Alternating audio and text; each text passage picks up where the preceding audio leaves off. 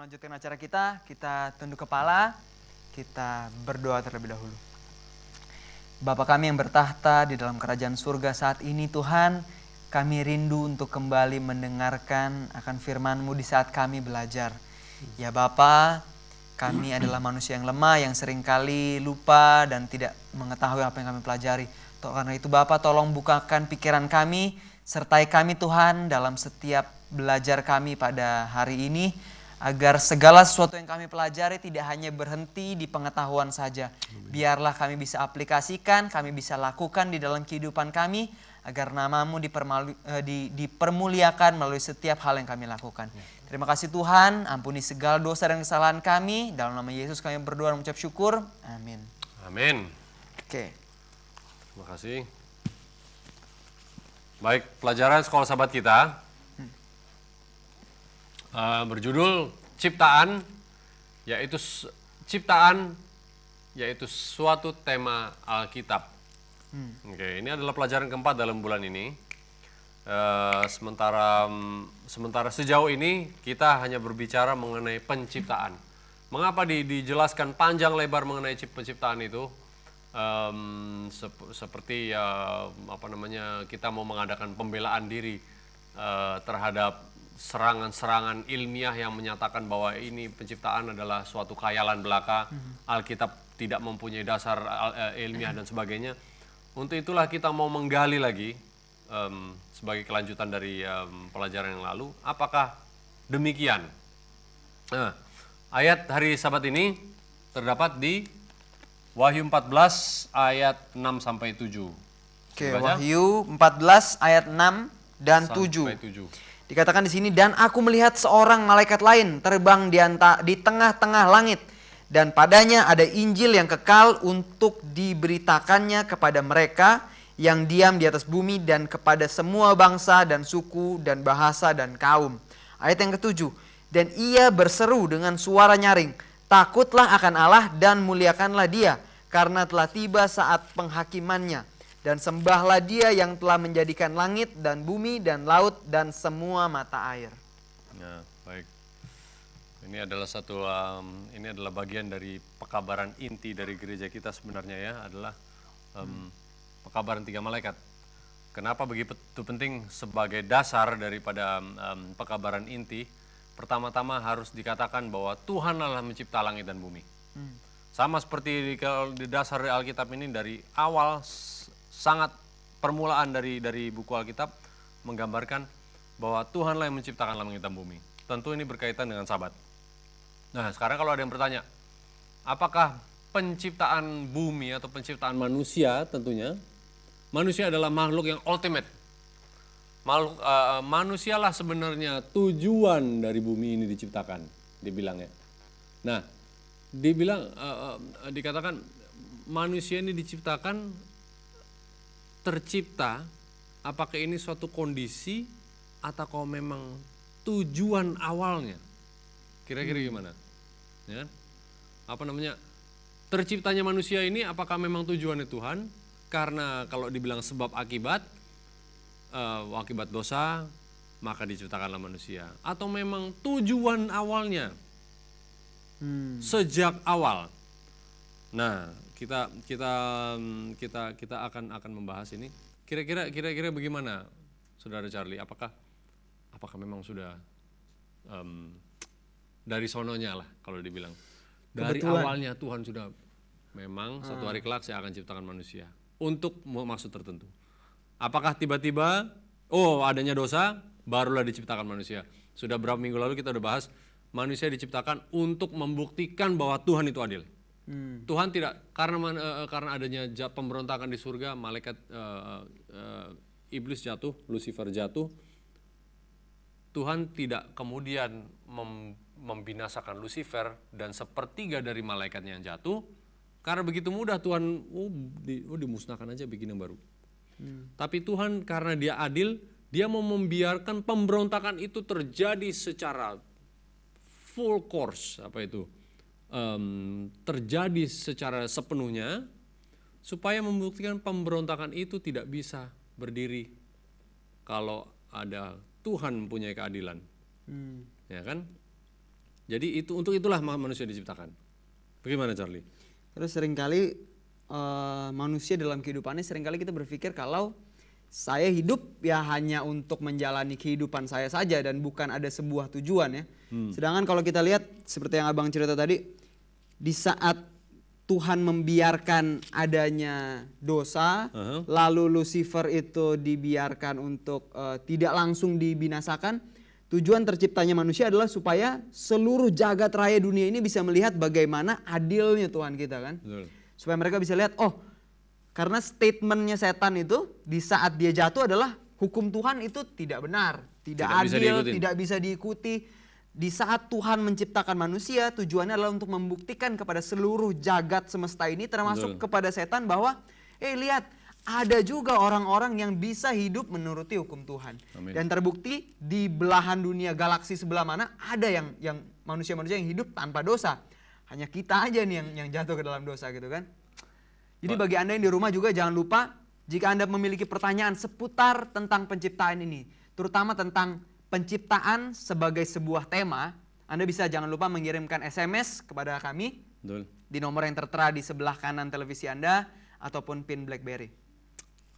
Jadi memang bagaimana manusia menjadi bukti adalah di saat manusia itu menurut sepenuhnya kepada hukum Tuhan, yang notabene sudah dibuktikan bahwa itu adalah mungkin melalui kehidupan Yesus Kristus sendiri. Amin, betul. Ya, jadi itulah alat dari Tuhan sendiri untuk membuktikan bahwa manusia yang sudah jatuh pun bisa tidak takluk kepada dosa kalau dia bergantung pada Tuhan. Kemudian Yesus dengan bangkitnya dia dari kubur membuktikan bahwa maut pun tidak bisa menahan seorang yang sudah dibenarkan kemudian hidup seperti Kristus. Ya, itulah menjadi bagian manusia nanti di saat Yesus datang kedua kali akan dibangkitkan. Oh iya, artinya bisa kita bilang tujuan Yesus datang ke dunia ini bukan hanya untuk mati buat kita ya, tapi juga untuk menunjukkan bahwa adalah mungkin ya hidup tanpa dosa ya. Betul. Nah, ada satu ayat di sini kita mau baca di Wahyu 4 ayat 11. Nah, apakah penciptaan itu secara kebetulan saja atau dibuat atau memang sudah ada maksud awal dari Tuhan untuk membuat menciptakan langit dan bumi? Ayat 11, ya Tuhan Allah kami, Engkau layak menerima puji-pujian dan hormat dan kuasa sebab Engkau telah menciptakan segala sesuatu dan oleh karena kehendak-Mu semua itu ada dan diciptakan. Jadi adalah kehendak Tuhan segala sesuatu yang diciptakan untuk rancangan tersebut saja. Jadi bukan karena sebab akibat ini diciptakan. Tuhan mau menciptakan ini untuk maksud membuat paparan tentang kasih-Nya kepada manusia. Nah, sekarang ini kita melihat di pelajaran langsung kita ke pelajaran hari Kamis karena Senin, Selasa, Rabu hanya membandingkan secara poetis penciptaan Tuhan dengan tulisan-tulisan para nabi. Nah, di hari Kamis ada suatu pemaparan bagaimana Paulus berargumen dengan orang-orang yang bisa dikatakan mungkin ateis pada zamannya, ya kan? Ada dua kelompok ateis ini rupanya. Nah, sini saya buat satu tabel. Ada dua kelompok yang mungkin kita bisa kelompokkan sebagai satu kelompok Stoiks di sini, Stoikus ya kalau mungkin bahasa Indonesia, dan satu penganut paham Epikureanisme. Nah, dua ini dalam mungkin kalau dibilang satu ateis, satu agnostik mungkin, ya toh? Dibilang satu benar-benar tidak percaya, satu percaya cuma begini. Nah, inilah yang dihadapi Paulus pada zamannya, dan inilah yang dihadapi oleh manusia juga zaman kita, ya kan? Karena tidak percaya kepada kepada penciptaan. Nah, paham yang pertama, Epikureanisme, percaya bahwa alam itu terdiri dari material. Ya, komposit dan atom. Sedangkan Tuhan itu menurut mereka ada, tapi tidak tinggal di bumi. Tinggal jauh di sana lah. Sudah nggak usah disentuh itu Tuhan katanya. Tuhan itu ada, cuma tidak berinteraksi dengan manusia, dewa-dewa itu, sehingga tidak perlu disembah. Paham ini masih ada sampai hari ini. Dan Tuhan itu karena begitu canggihnya dia, di luar kapasitas manusia, sehingga Tuhan itu tidak perlu manusia. Nggak perlu, nggak ada hubungannya. Nah, apa pandangan mereka mengenai semesta? Semesta adalah hasil kombinasi atom dan elemen-elemen. Dan semesta ini akan berakhir jika ada satu elemen yang dominan mengalahkan dominan yang lain. Mengalahkan yang lain. Yang kuat mengalahkan yang lemah ya. Pernah dengar kan mengenai udara, air, api, dan debu. Ya kan? Nah, ini sudah sering banyak film-film Hollywood pun dibikin seputar ini. Kalau ada satu yang dominan, dulu pernah kata mungkin air berkuasa, akhirnya ya rusaklah bumi. Mungkin kalau ada satu api yang berkuasa, akhirnya terjadilah satu balance tidak tertentu, bisa musnah. Inilah yang dianut oleh paham Epikurianisme. Sementara itu bagaimana dengan agama? Epikurianisme percaya bahwa agama adalah bentuk ketakutan manusia saja.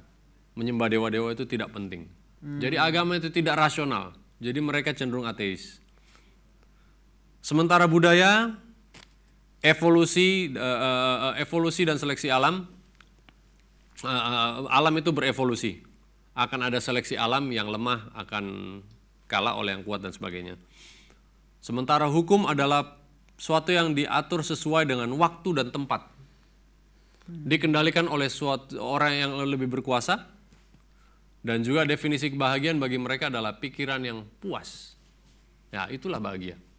Jadi tidak ada surga, tidak ada rencana penebusan, tidak ada hukum abadi dari Tuhan mereka. Ya, hukum itu tergantung tempatnya dan waktunya. Ya kan? Mungkin kalau bisa dibilang, dulu kalau mungkin zamannya dulu pakai baju yang tidak sopan-sopan, mungkin itu kan zamannya dulu. Sekarang lain. Nah, mungkin itu pahamnya mereka lah. Nah, bagian sementara jadi. Jadi itu semuanya itu adalah tergantung sikon. Situasi. Ya kan? Bahagian adalah ya kalau hatinya seseorang puas ya itulah bahagian bagi dia. Jadi tidak ada rencana keselamatan.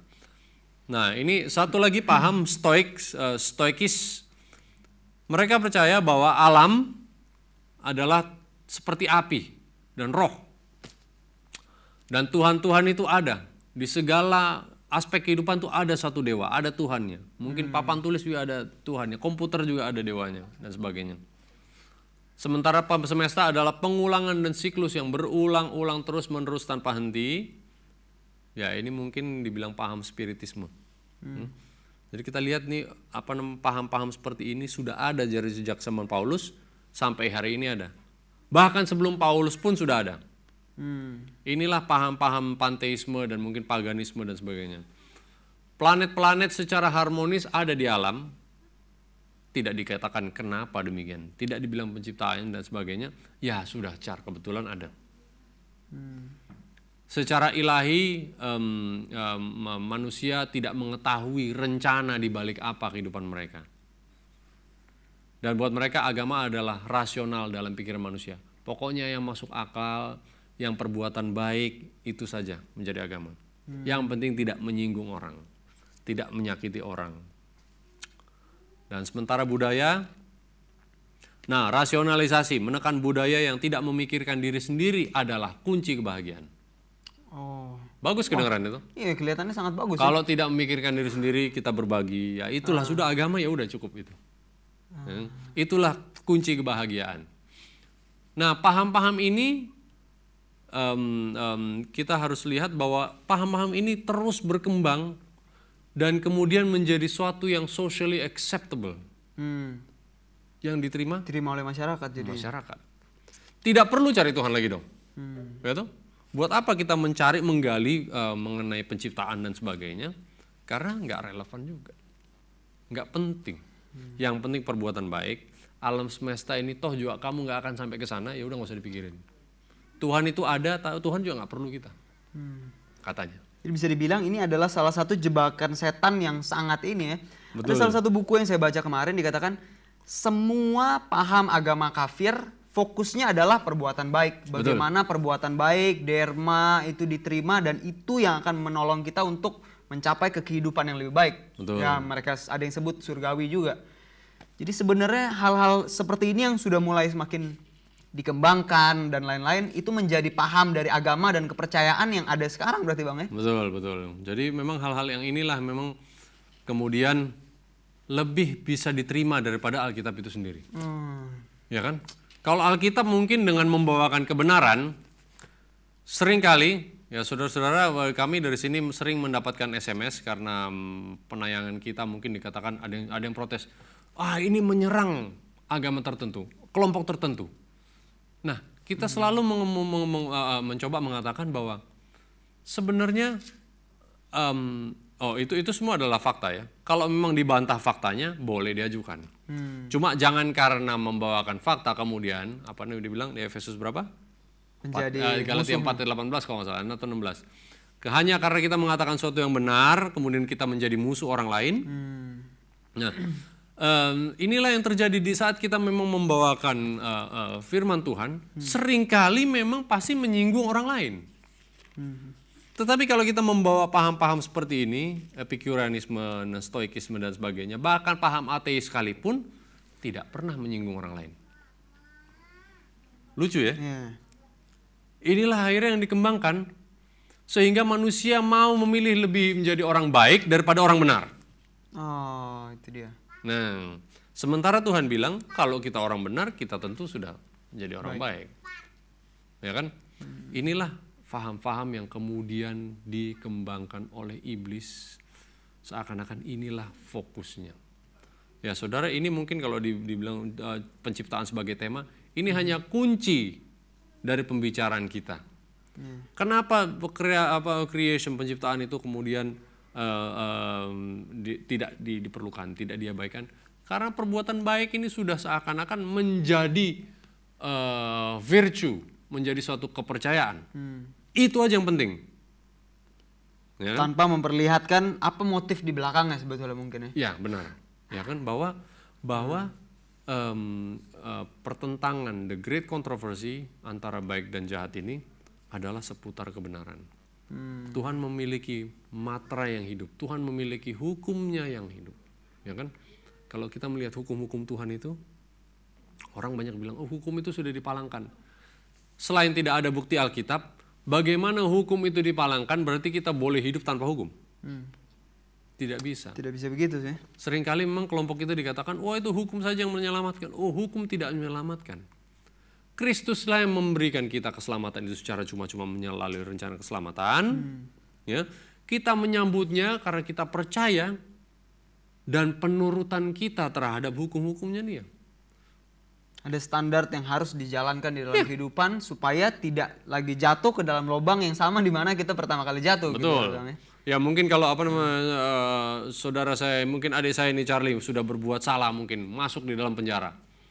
Dituduh dengan segala macam tuduhan dan sebagainya. Akhirnya polisi bilang, untuk mengeluarkan saudara kita ini dibutuhkan sekian rupiah. Ya. Dan mungkin harus dibayar dengan kematian orang lain. Ya. Datanglah seorang menebus kesalahan itu. Ada orang yang bahkan mengorbankan anaknya untuk membebaskan Charlie dari penjara. Kemudian apakah yang akan Charlie buat? Untuk sebagai sambutan orang yang sudah menebus. Kira-kira apa? Apakah akan mengatakan hukum itu sudah dibatalkan, tidak perlu hukum orang yang menebus Charlie itu, ya kan? Sudah tidak berlaku lagi. Charlie karena sudah dibebaskan, Charlie bisa berbuat apa saja yang Charlie mau. Adil nggak kira-kira gitu? Karena agak bodoh kalau gitu. Karena begitu dia melakukan apa saja lalu jatuh lagi ke dalam dosa yang sama, dia akan masuk kembali lagi ke tempat yang benar. Sama. Jadi inilah konsep yang sangat-sangat mudah sebenarnya dimengerti. Iya, betul. Hukum itu Tuhan ciptakan supaya orang yang dibebaskan ini tidak kembali menjadi tawanan dosa. Inilah rancangan-rancangannya supaya kamu itu tidak lagi di sana sebenarnya. Kamu sudah keluar. Sudah ditebus oleh anak saya yang sudah mati ini. Betul. Jangan lagi, inilah hukumnya ini supaya kamu tidak kembali ke sana. Kalau kamu kembali ke sana itu kalau murni pilihanmu. Ya. Ya, jadi ya saudara-saudara mungkin pemirsa yang mungkin belum mengerti mungkin konsep penebusan ini seperti apa. Yang tadi kita paparkan adalah penyederhanaan dari pengertian ini. Nah, saudara-saudara mungkin yang mempunyai pertanyaan atau tanggapan atau mungkin ada suatu yang belum gimana ya? Belum dimengerti mungkin, terutama penebusan ya. Karena penciptaan itu sendiri adalah tentang penebusan juga berarti ya? Ya. Ya kan? Jadi penciptaan itu mempunyai suatu bagaimana ya pemirsa? Ruang lingkup yang penciptaan itu adalah penebusan itulah tujuan dari penciptaan. Ya kan? Jadi bukan secara kebetulan habis itu tiba-tiba iblis masuk membawa dosa dan sebagainya akhirnya dilempar ke bumi. Tidak. Ini adalah rencana penebusan tersebut. Ya kan? Di saat Kristus memberikan suatu sarana supaya kita bisa menurut, ya kan? Kita bisa menurut kalau memang ada sesuatu bagaimana ya? Hukum itu dibuat karena manusia sudah mengerti apa yang jahat. Nah, penurutan itu dan kasih kepada Kristus hanya bisa terbukti jika seorang menurut. Kalau kita diciptakan tidak mengenal yang buruk, kita yang diciptakan seperti robot. Kasih kepada Kristus itu adalah bukan karena keinginan kita, tetapi karena sudah otomatis kita sudah diprogram sedemikian rupa. Ya kan? Itu bukan penurutan. Jadi robot ya. Tuhan mau kita menurut secara voluntary, secara kesadaran penuh kita ingin menjadi bagiannya. Nah, jadi semoga itu bisa menjadi pengertian yang dalam bagi pemirsa yang mungkin bertanya-tanya konsep penebusan Alkitab ini apa? Siapa Isa? Kenapa Yesus mati dan sebagainya? Nah sekarang kenapa rencana tersebut dibuat obscure atau dibuat samar? Kenapa kira-kira? Ya sudah tentu. Dengan cara apa kira-kira, Charlie? Penebusan itu bisa dikaburkan. Jadi orang nggak ngerti. Ya karena dengan cara dibuat seperti tidak penting satu, ya kan?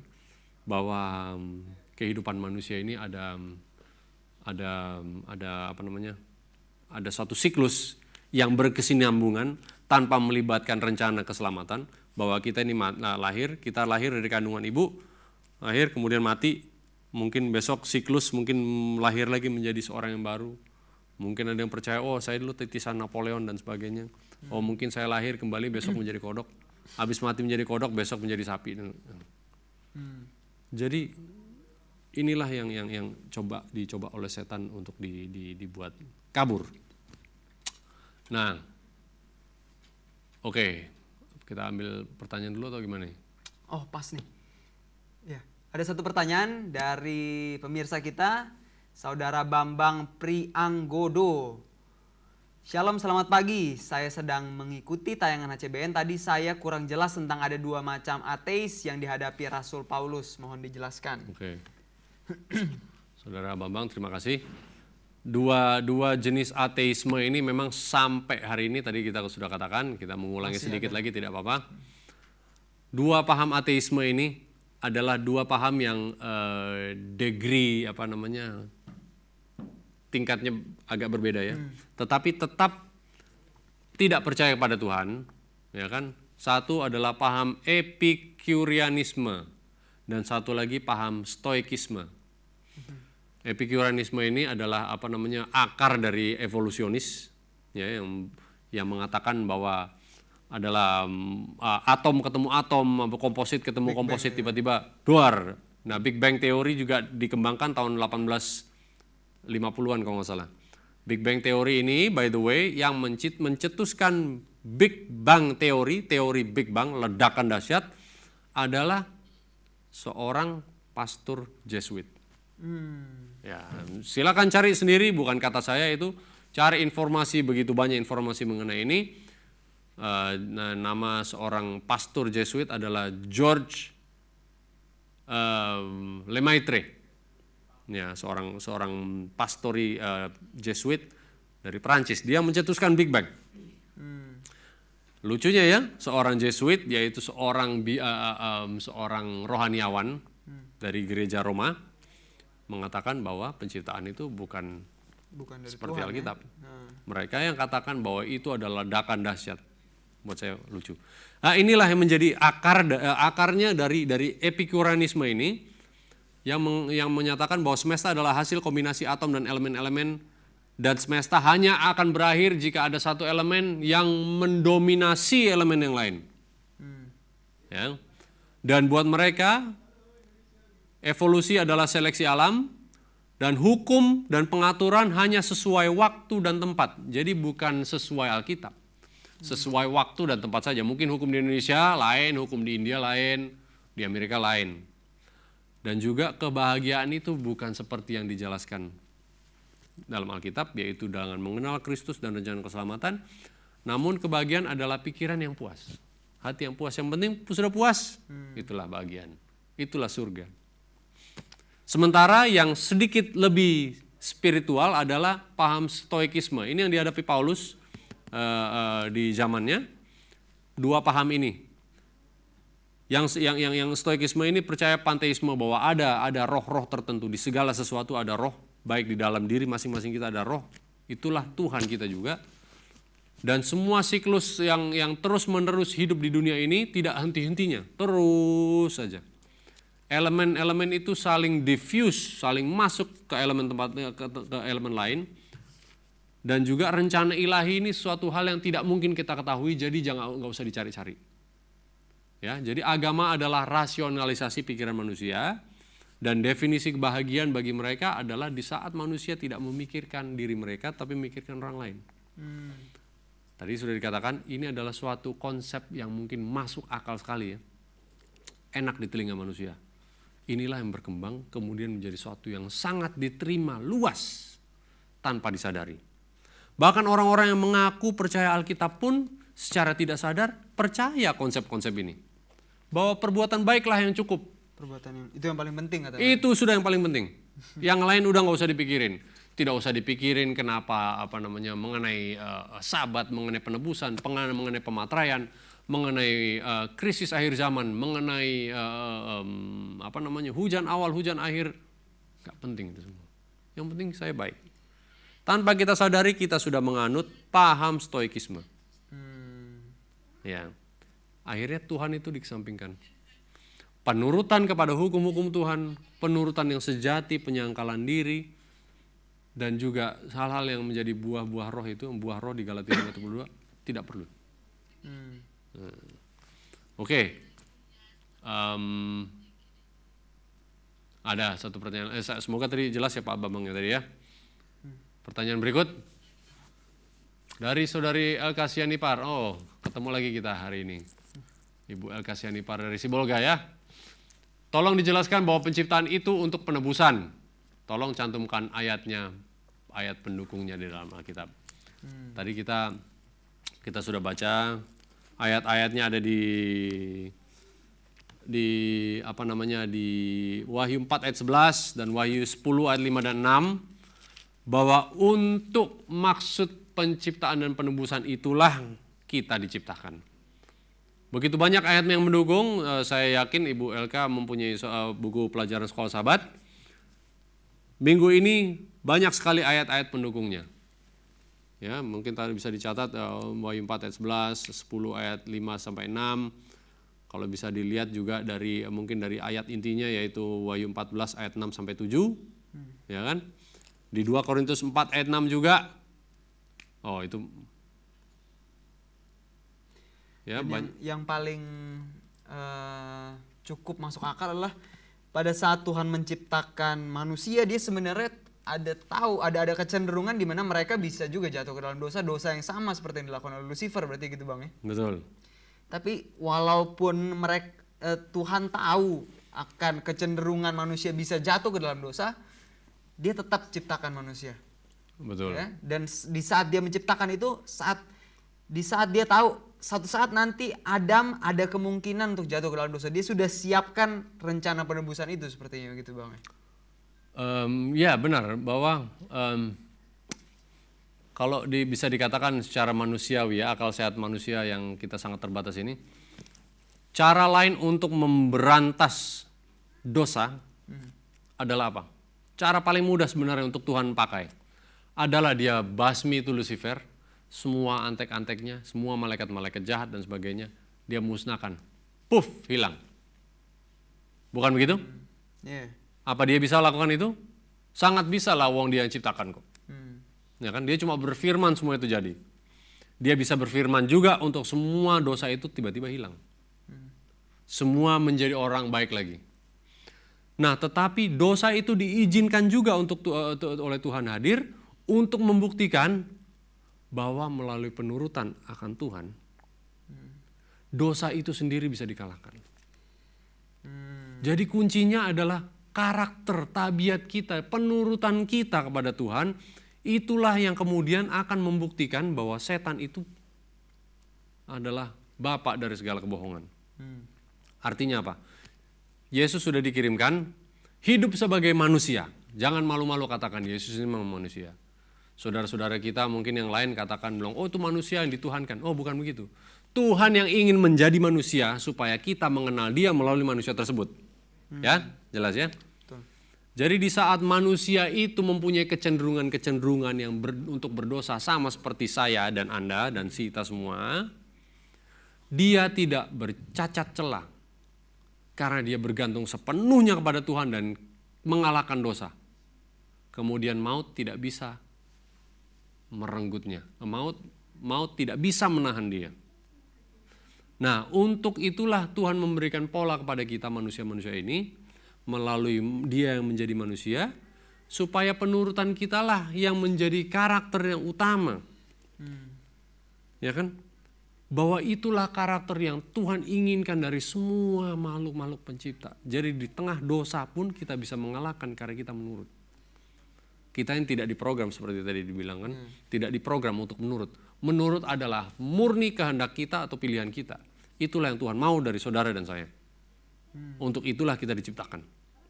Kita berdua diciptakan supaya kita bisa menurut di dalam kecenderungan berdosa kita. Karena kita bergantung kepada Tuhan. Dan melalui penurutan kita itulah kita mempunyai iman. Dan iman itu yang kemudian Tuhan memberikan kita kebenaran Kristus, kita diselamatkan. Saya rasa itu simple, jangan persulit rencana keselamatan itu. Karena ada satu pertanyaan lagi dari saudara kita di Kalimantan Barat, Geo.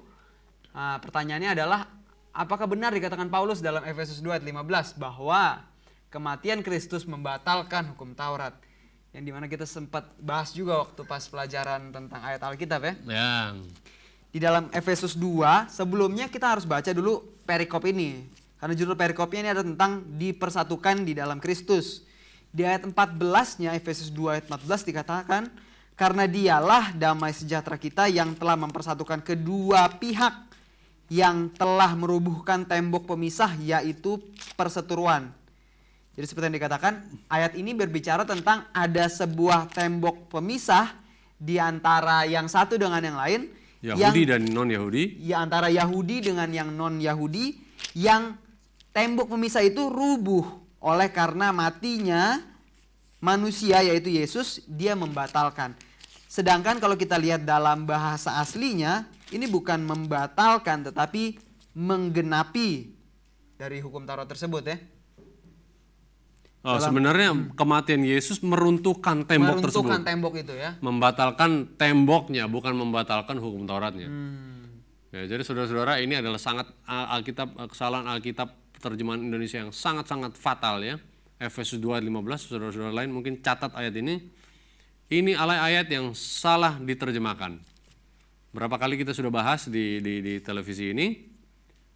Efesus 2 ayat 15 adalah yang kalau semestinya pengertian semestinya ya, yang sudah membatalkan di dalam matinya dia tembok pemisah tersebut dan hukum-hukum upacaranya, supaya di dalam dia, yaitu Tuhan, menjadikan dua manusia itu menjadi satu. Jadi orang Yahudi dan non-Yahudi. Itu sudah menjadi satu kaum. Bahwa siapapun yang percaya kepada dia menjadi umatnya. Jadi tembok pemisah antara orang Yahudi dan non-Yahudi lah yang dibatalkan oleh matinya Kristus. Oke, mungkin kita bisa bahas lagi lebih jelas dalam acara Strata mungkin nanti sore. Jam Kenapa? 4, jam 4 waktu Indonesia bagian Barat tentang mempelajari ayat Alkitab ya. Ya, banyak ayat-ayat mungkin yang kita perlu perhatikan kenapa sampai salah translation, salah terjemahkan. Oke. Sebenarnya ini, saya mempunyai satu pembahasan sedikit mengenai apa yang dipercayai manusia sebagai akhir dari ciptaan manusia, ciptaan Tuhan. Akhir-akhir ini mungkin berkembang pengertian-pengertian bahwa benar bahwa dunia ini akan berakhir. Jutaan manusia sudah merasa, walaupun mereka belum percaya Alkitab, tidak mengerti Alkitab, melihat kejadian-kejadian, fenomena alam, frekuensi bencana-bencana alam yang semakin lama semakin seperti Alkitab bilang, seperti orang mau melahirkan ya. Kontraksi itu awalnya cuma sehari sekali, kemudian jadi 6 jam sekali, 1 jam sekali. Semakin banyak. Lama-lama 5 menit sekali, habis itu semakin lama semakin dekat. Seperti itulah yang sekarang terjadi di dunia ini, bencana-bencana, mungkin kesukaran-kesukaran, peperangan dan sebagainya. Sehingga banyak juga manusia yang percaya bahwa dunia ini mau berakhir. Penciptaan Tuhan ini sedang mau berakhir. Oke. Ini sebenarnya saudara-saudara, ini adalah pelajaran yang kita akan bahas nanti minggu depan. Mulai dari Jumat sampai hari Minggu, tanggal 1 sampai 3. Kalau saudara mempunyai kesempatan bergabung lagi, hari Jumat dalam acara skrip, Jumat jam 4 sore, kita akan mulai. Bersama dengan saudara-saudara kita yang akan datang ke studio kita belajar rame-rame. Tapi kita akan bahas sedikit saja kali ini untuk sebagai introduction supaya saudara-saudara bergabung lagi nanti hari Jumat sampai hari Minggu. Oke. Nah, kalau ditampilkan di layar, ini gambar apa ini? Mungkin bom atom ya. Ledakan yang sangat dahsyat, mungkin ini 2000 megaton bom atom yang di Hiroshima ya, seperti inilah mungkin. Nah, banyak orang mengira dunia ini akan diakhiri oleh ledakan nuklir atau bom atom yang seperti yang Anda lihat di layar televisi. Akan menghancurkan begitu dahsyat di beberapa tempat, mungkin di seluruh dunia pada saat yang bersamaan. Sudah tampil di layar ya? Sudah. Oke. Mungkin akan mengakibatkan dunia kita ini terlihat seperti ini. Hancur porak-poranda. Ini sudah terjadi mungkin di Irak atau mungkin waktu itu di Lebanon waktu dibombardir sama Israel ya. Namun dalam skala global ini menjadi suatu kejadian apokaliptik yang mengerikan. Nah, atau mungkin seperti ini ya, kita lihat nih di Seattle. Sudah beberapa tahun sesudah nuklir dan sebagainya, ya ini gedung-gedung jadi berlumut mungkin. Nah, menurut majalah Time tanggal 25 Maret 2011, ini berbicara mengenai sekarang. Sementara bisnis di dunia ini sedang ini floundering, menggelepar-gelepar nih di pasar. Di Amerika ada satu bisnis yang sedang booming, yang melejit pesat, yaitu penjualan bunker-bunker akhir zaman katanya. Bunker-bunker doomsday, hari kiamat. Jadi multiple manufacturers throughout the country, banyak pabrikan-pabrikan di seluruh negara di Amerika melaporkan adanya peningkatan penjualan sebesar 20% sampai 1000% sesudah Maret 11, yaitu bencana tsunami di Jepang kemarin ya, tahun lalu. Dan sepertinya orang-orang rela untuk membayar harga yang begitu mahal untuk mengamankan mereka dan keluarga-keluarga mereka supaya tidak tersentuhlah oleh bencana-bencana akhir zaman ini. Nah, seperti apa? Nah, ini adalah salah satu produk yang dijual mereka. Ya, mungkin sebelumnya kita akan tampilkan satu video dulu ya. Videonya ada di... Nah. Oke. Inilah yang dijual oleh manusia. Karena banyak manusia sekarang percaya akhir zaman ini ciptaan Tuhan akan berakhir dengan cara dalam perusahaan, dan ini bukan iklan yang kita tayangkan. Walaupun ini adalah iklannya mereka sendiri. Ini hanya menggambarkan inilah yang dipercaya manusia. Inilah yang sedang berkembang di dunia-dunia barat. Karena mereka percaya akan ada suatu kejadian dahsyat mengakhiri bumi kita ini, tetapi akan ada masa 1000 tahun. Walaupun awal-awalnya ini akan rough ya, akan sukar sekali. Jadi untuk berapa tahun pertama sesudah kiamat itu, manusia harus bisa bertahan hidup lagi, muncul kembali ke peradaban baru. Wah, hebat sekali manusia ya. Sesudah kiamat pun kita masih bisa ngumpet di dalam lubang-lubang seperti ini, dan kemudian seperti kayak kecoa kalau sudah ada ini dia keluar lagi. Ya. Nah, lucu ya. Ini ada gambarnya dari perusahaan yang menawarkan kondominium bawah tanah. Kondominium tersebut. Nah, perusahaan ini sudah mempunyai 20 titik di Amerika, dan secara kolektif seluruhannya bisa menampung 4.000 orang. 4.000 orang bisa bertahan selama beberapa tahun hidup di dalam bunker seperti ini. Di dalam tempat seperti ini yang sampai berapa susun lantai ke bawah. Nah, mungkin dalam 20 titik ini dibagi mungkin katakan satu titik berapa orang ya, mungkin 1.000 orang lah atau 2.000 orang. 200 orang. Jadi di saat gempa bumi mengguncang dan sebagainya, mereka dikatakan bisa hidup secara aman. Dilihat, masih tetap nonton TV, masih dilihat ada mesin cuci di situ, bisa masih kongko-kongko di sini, masih minum-minum wine dan sebagainya katanya. Dijamin kehidupan akan berjalan normal seperti biasanya sesudah kiamat. Nah, ini adalah salah satu iklan yang dijual. Adalah satu bunker yang dijual di daerah New York. Ada landasan udaranya biar pesawat bisa terbang ke sana kemari. Ada puter-puter tangga sampai berapa lantai ke bawah untuk beberapa keluarga bisa tinggal. Nah, apakah ini sudah terjual? Nah, rupanya sudah terjual. Beberapa orang sedang piknik, katanya latihan untuk tinggal di dalam tempat-tempat ini. Nah, suatu hal yang menarik ya, ada satu keluarga digambarkan sudah menikmati. Mereka pakai ini hanya untuk weekend-weekend aja katanya, untuk belajar. Yang dulunya ada di film kartun-kartun gitu ya, padahal sekarang sudah nyata, sudah ada yang tinggalin lagi. Sudah nyata dan sudah laku.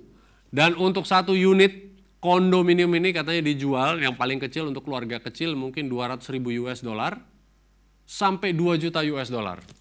Jadi 2 miliar mungkin sampai 20 miliar. Ada juga yang berkomunitas. Jadi kalau saudara ingin bisa bayar satu orang 25.000 untuk deposit. Jadi mulai sekarang kalau ada apa-apa, misalnya di bom Hiroshima, di tempat-tempat di mana-mana, dalam 3 hari Anda akan dijemput dan dibawa untuk tinggal di situ. Katanya. Dan sudah banyak. Nah, ini sudah laku habis. Bayangkan ya. Nah, sementara itu apa yang dilakukan oleh orang-orang seluruh dunia yang lain? Masih pastapora, ya kan? Orang yang lain yang mungkin tidak bisa membeli kondominium dan sebagainya, mungkin ya sudahlah, peduli amat lah. Inilah yang mereka lakukan, mungkin mereka tidak mau peduli. Kalau mau dikatakan inilah tadi dua kaum. Dua kaum ini seakan-akan percaya apa yang akan terjadi, tapi tetap tidak akan percaya pada Tuhan. Ada yang satu menentang itu hal-hal itu hanya bohong belaka. Inilah yang sedang berkembang di kehidupan kita. Sementara ada yang begini, keduniawian masih berjalan, dan ini di dalamnya mungkin masih ada saudara-saudara kita yang mengaku sedang menanti kedatangan Kristus. Begitu banyak juga yang masih mengejar karir seperti gambar ini, seperti memenangkan suatu pertandingan, mengalahkan yang lain. Nah, itulah dunia karir ya. Sehingga umat-umat Tuhan pun memplesetkan banyak kata-kata indah seperti jadilah kepala jangan jadi ekor. Seakan-akan itu hanya konteks duniawi saja. Apalagi gantungkan cita-citamu setinggi langit. Nah, atau mungkin ini menjadi realita anak-anak muda. Saya harus lulus dulu. Terserah dunia ini, ciptaan ini mau binasa kah, mau apa. Yang penting saya harus lulus dulu. Karena supaya lulus saya bisa mengejar karir. Dan juga mungkin mempunyai keluarga bahagia seperti gambar ini dan sebagainya. Ya, saudara, inilah realita hidup kita. Tidak peduli apakah penciptaan Tuhan itu benar atau enggak, penciptaan Tuhan itu mau berakhir atau tidak, inilah yang menjadi realita kita. Inilah konsep-konsep ateisme yang masuk ke kehidupan kita. Kita merasa kita mengaku umat-umat Tuhan yang menanti kedatangan Kristus, tapi inilah realita ternyata. Dan apa yang membuat itu semua demikian? Nah, ini sebenarnya topik yang kita akan bahas nanti hari Jumat. A New World Order. Judulnya adalah satu tatanan dunia baru. Ya. Kenapa tatanan dunia baru itu? Nanti mungkin di masa 1000 tahun, katanya di masa 1000 tahun damai. Katanya mereka menurut Alkitab ada 1000 tahun masa damai. Yang kalau ditanya dari mana itu ayatnya ada? Ya. 1000 tahun itu bukan masa damai, saudara-saudara. Kita baca di Wahyu 20, 21, 22, kita akan tahu 1000 tahun itu artinya apa. Tetapi menurut orang-orang Kristen seluruh dunia akan ada 1000 tahun masa damai sesudah nanti bencana apokaliptik. Bencana yang mengerikan itu. Akan ada satu figur. Itulah ada tatanan dunia baru. Ya. Nah, saya mau berangkat ke slide yang 30, mungkin jangan dulu ditampilkan ya. Karena untuk memperpendek slide kita supaya kita simpan buat nanti.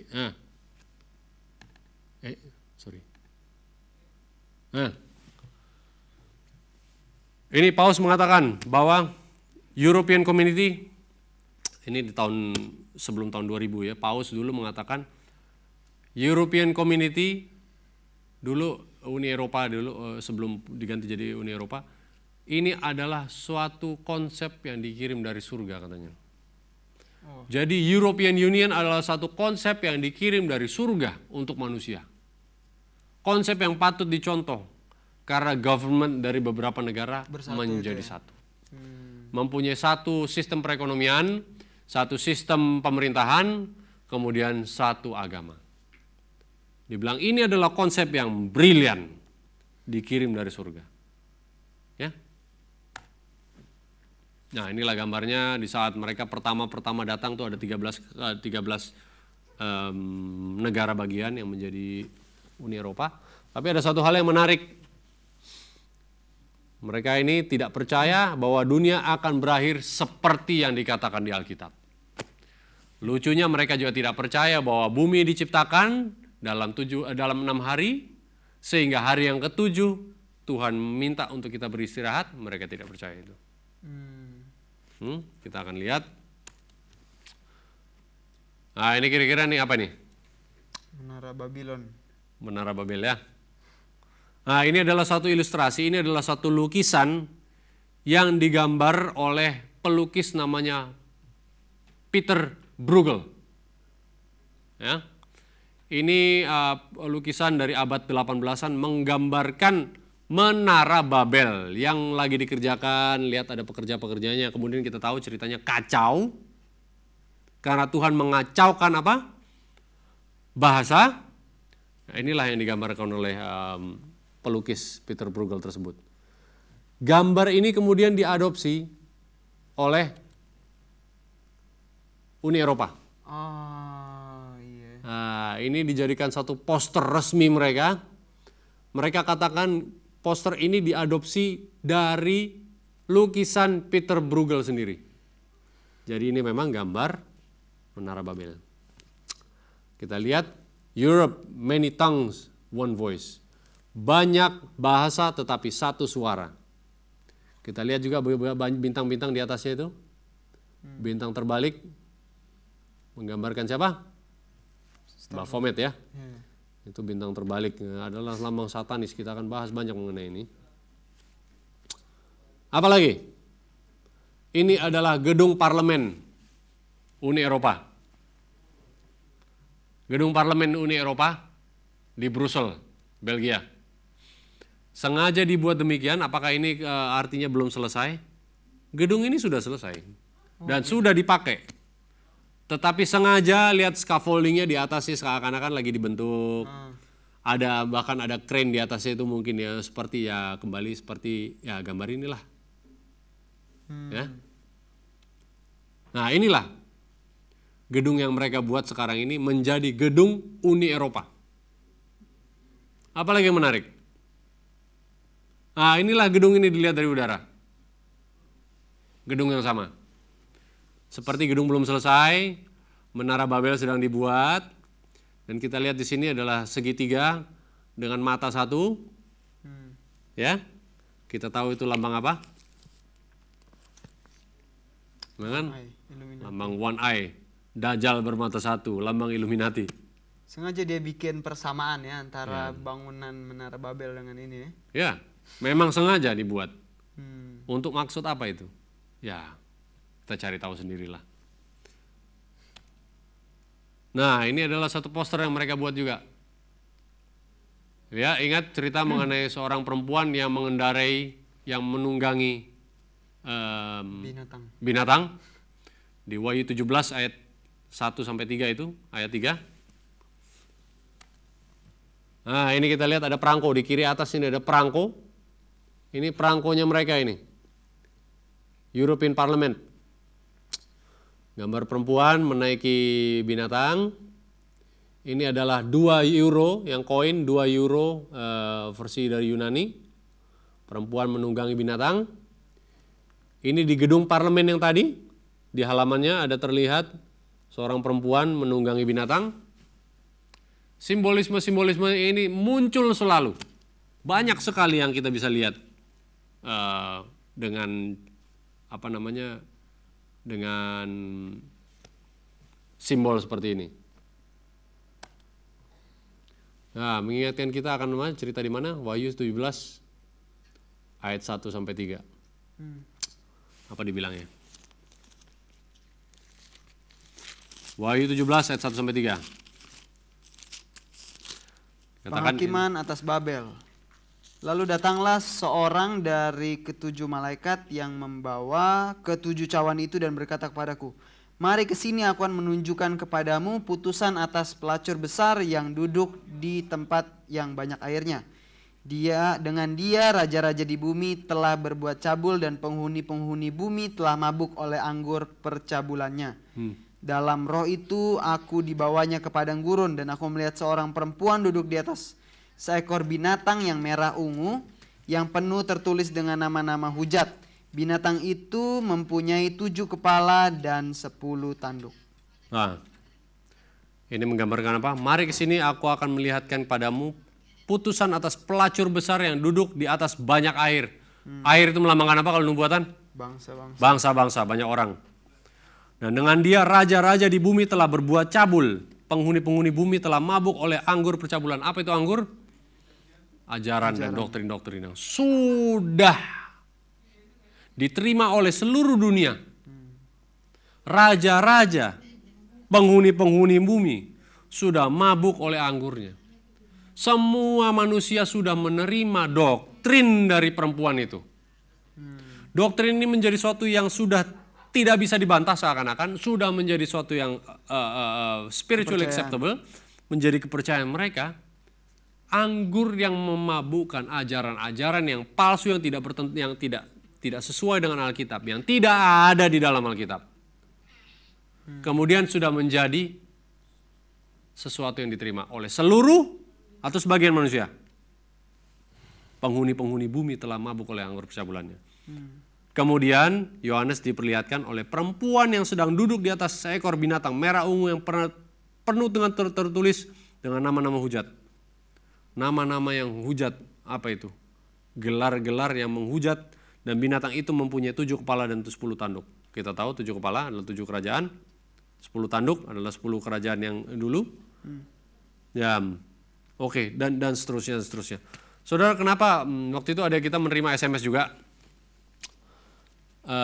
dari saudara kita mengatakan pelajaran yang diberikan melalui televisi kami di sini seakan-akan menunjuk atau menuduh kepada suatu agama tertentu.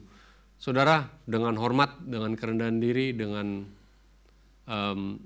mengundang Roh Kristus, kita hanya mengatakan satu hal. Tidak ada serangan terhadap suatu agama. Ini hanya serangan terhadap satu oknum yang merasa bahwa dia sejajar bahkan lebih tinggi daripada Tuhan. Hanya ada satu oknum yang di bumi ini yang mengatakan hal itu. Tanpa menyebut agama atau gereja tertentu.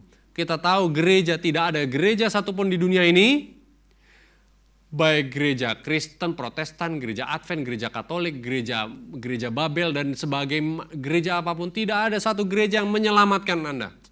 Yang menyelamatkan saya, menyelamatkan Charlie, dan menyelamatkan kita. Gereja tidak menyelamatkan. Jadi kita bisa ulangi di sini, kita tidak mengundang siapapun masuk ke dalam gereja kita juga tidak punya gereja. Di mana 2-3 orang berkumpul, itulah gereja. Ya. Kita tidak mengadakan satu undangan untuk keluar dari gereja tertentu. Kita hanya mengundang orang untuk membuka mata secara rohani bahwa oknum tersebut telah memabukkan seluruh dunia dengan anggur yang memabukkan. Kita harus tahu itu apa, saudara. Kalau bukan dengan doktrin, antikristus yang menunggangi binatang itu telah membuat kita tidur dengan sekularisme, dengan keduniawian, dengan cita-cita yang tidak sesuai dengan Alkitab, yang menjadi seakan-akan realita bagi kita yang hidup sekarang ini. Jadi kita tidak perlu merasa kita ini diserang, agama ini diserang. Kemarin ada yang bilang, wah kalau begitu agama saya yang Anda serang. Tidak ada yang menyerang. Apakah Anda percaya kepada Yesus sebagai jalan satu-satunya menuju ke suatu keselamatan? Ya, percaya. Apakah Anda percaya firman Alkitab sebagai satu-satunya roh yang dilahirkan Tuhan? Percaya. Kalau begitu agama kita sama. Lain dari itu, saudaraku, itu hanya sebuah tradisi. Ingat, kalau tradisi dilakukan tidak sesuai dengan firman Tuhan, kita harus lebih mendengarkan firman daripada manusia. Kisah 5:29. Jadi kita ulangi di sini, tidak ada bentuk serangan dalam bentuk apapun kepada satu jemaat tertentu atau gereja tertentu. Kenapa dibilang kita mungkin menyakiti hati? Saudara, kita ingin membukakan fakta. Kalau fakta ini salah, boleh kita koreksi. Tetapi kalau dibilang memang kebenaran menyakitkan. Apa namanya? Kalau dibilang ini menyerang agama, saya bantah, ini tidak ada serangan terhadap agama. Tapi ini adalah serangan mengungkapkan satu kebenaran terhadap seorang oknum, satu oknum. Oknum apa? Itulah antikristus. Ya. Seorang yang bernama, siapa nama paus sekarang itu? Ratzinger. Dia adalah orang biasa. Sama dengan seperti Anda dan saya. Ya? Dia juga punya kesempatan bertobat asal dia mau meninggalkan kursi paus itu.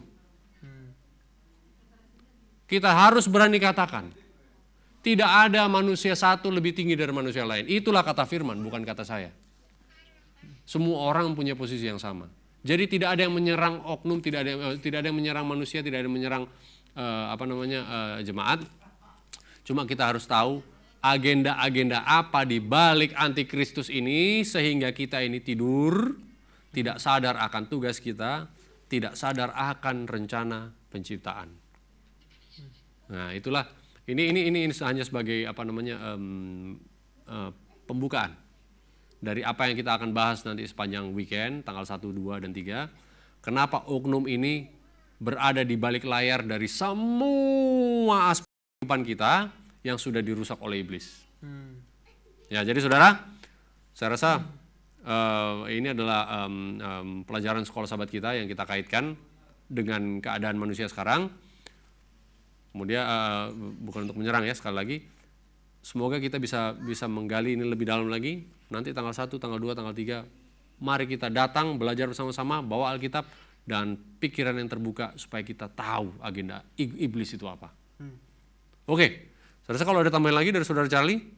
Paling kita bisa ambil rangkuman yang tadi 2 itu, bahwa 2 penganut yang dihadapi oleh Rasul Paulus tadi di buku Kisah Para Rasul itu juga sedang terjadi zaman sekarang berarti Bang ya. Ya. Dimana yang pertama ada satu kelompok yang merasa bahwa tidak aman hidup di dunia ini, ya kan? Lalu mereka membuat benteng-benteng persediaan sendiri supaya bisa diselamatkan. Betul. Kan?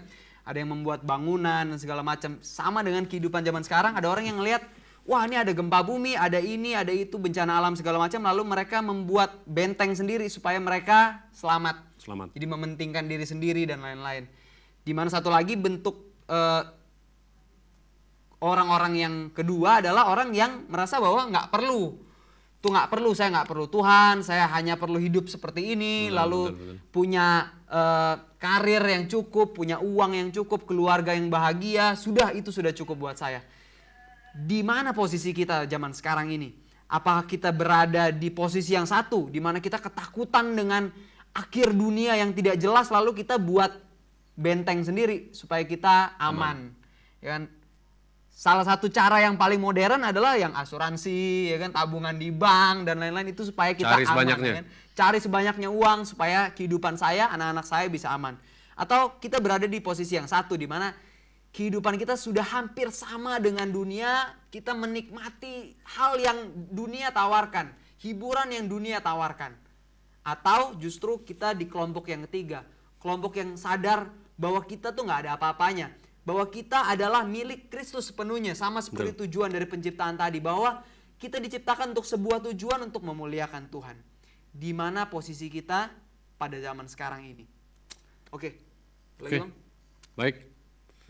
Saya rasa bagus rangkuman tadi menjelaskan pelajaran kita, dan jangan lupa beberapa saat ke depan ini kita akan break sedikit, namun akan sambung lagi dengan acara khotbah yang berhubungan erat dengan pembicaraan kita pagi hari ini.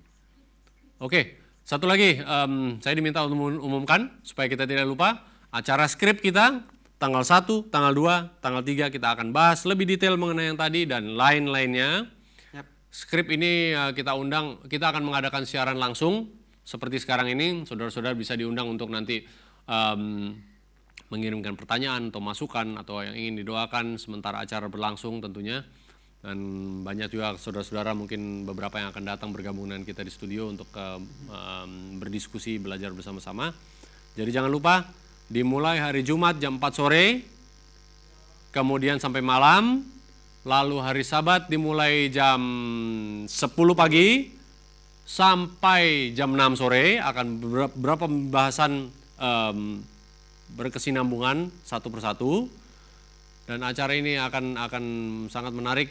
Kita diminta untuk datang dengan dengan hati yang terbuka, pikiran terbuka, sadar bahwa ini bukan serangan terhadap agama, bukan terhadap kepercayaan, tetapi kita serangan terhadap diri kita sendiri.